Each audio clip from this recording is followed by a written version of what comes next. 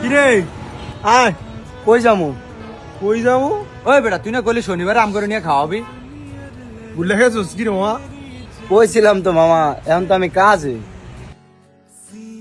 ওই বেটা 10 মিনিট লাগবে, দা তোর বাইরে দেখো। দেখছস আজকে এ খাবানের ডরে কামে চাপ পড়ে গেছে এ রাজ্যে। কি রে তুই না কালকে কথা দিলি আম করে খাওয়াবি।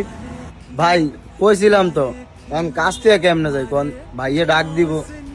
তোর বাইরে দেখো, তোর বন্ধুরা আইছে, 10 মিনিট লেগে ছুটি হইতে দা। যা ক গিয়া। ইয়া আমার 10 মিনিট সময় দেন না, আপনারা আইছে। আপনে আইছে এগো 25 জন দেখ আর তোর 25 জন দেখ। তুই বেটা করো অটোর কাম। না ভাইয়া, হয়তো আপনি ভুল বুঝতেছেন। আমার এই বন্ধু, আমরা একটা ছোট গালেতে চলি। আর ওই যে লগে যে মুরব্বী মোবারক ভাই, হয়তো বয়সে বড় তারে, কিন্তু আমরা আমগো লগে একটা বন্ধুর মতনই চল। এরা আমার প্রত্যেক দিনে খাওয়ায়, এখন এরা আবদার করছে আজ করে খাওয়াইতাম। পারলে আমার 1000 টাকা দেন। 1000 টিয়া দুপুরে যে বেতন দিত সেইটিয়া কই 6500 টাকা বেতন নিলি। ভাই এই টাকা তো লগে লগে মারিয়ে দিয়ে দিছি। করে অটোর কাম চলে কোটি কোটি গুলো। ইয়া তো দিতে পারুম না যা। পকেটে আছে 700 টাকা, দা যাই না হইব। বন্ধু করে কথা দিছি আজকে খাওয়ামু। বন্ধু আয়, তবে একটু তাড়াতাড়ি আইতে হোক, নাহলে ভাইয়া চিল্লাচিল্লি করবো।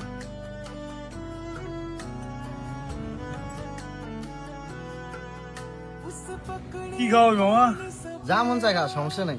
মরক ভাই কি খাবেন খান। কি আর খামো ক, ভালো খাবার যে দামই সব 500 সিটের উপরে। তোমার দাম হিসাব করতে কইছি, তোমার রিঙ্কু আছে না, তুমি ওয়ার্ডার ছাড়া দিবা। তাহলে আমি একটা নুডলস অর্ডার দিলাম, দামি কিন্তু বুঝা লইস। কি রে রিঙ্কু তুই কি কস? খান সমস্যা নাই। আমি খাবো না, কিন্তু আমার খিদা নাই। দুটো অর্ডার দেন, রিঙ্কুরা রান্নের। না না বন্ধু, আমিও খাবো না। তাহলে মরক ভাই একটাই অর্ডার দেন। হ্যাঁ বেটা, দুটো অর্ডার দেন, দুটো চিকেন চপ। হ্যাঁ পিচ্ছে, স্যার কি লাগবে? দুটো চিকেন চাউমিন দাও। দুটো চিকেন চাউমিন, স্যার আর কিছু লাগবে? না, আচ্ছা ঠিক আছে, বসেন স্যার, আমি রেডি করে দিচ্ছি।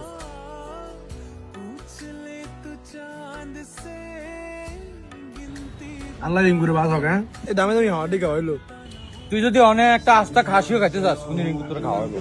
এর মনটা এত বড়, তোর কি আস্তা একটা মুরগি অর্ডার দিতে মন চায়? দে সমস্যা নাই। ঠিক আছে রিঙ্কু।